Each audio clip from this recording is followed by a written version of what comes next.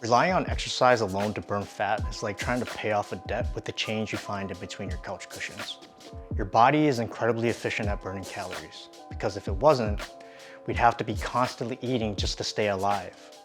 So your slow metabolism isn't a defect. That's like complaining about your car that gets 100 miles to the gallon. That efficiency was built into our operating system out of necessity.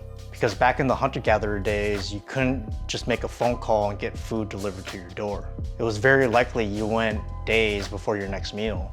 And storing fat is what helped us survive long stretches without food, like during a harsh winter. So it shouldn't surprise you that the average person only burns about 300 to 400 calories on a 3-mile run. Now, if you're new to exercise and running, 3 miles is gonna feel like an ultra marathon. That's a ton of effort, sweat, and discipline, and all that buys you is really just like 2 slices of pizza. And if you're the type that likes to reward yourself after a grueling workout, you usually gain that back and return to a calorie neutral balance. And more often than not, you probably overdid it and pushed yourself back into a surplus. So you suffered and end up worse off than where you were when you started. And I know I've done that more times than I can count.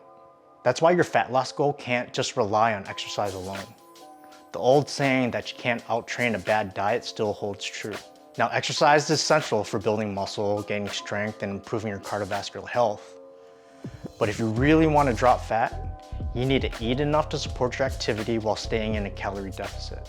And when you can learn to balance both of those, that's when you really start to finally tip the scales in your favor.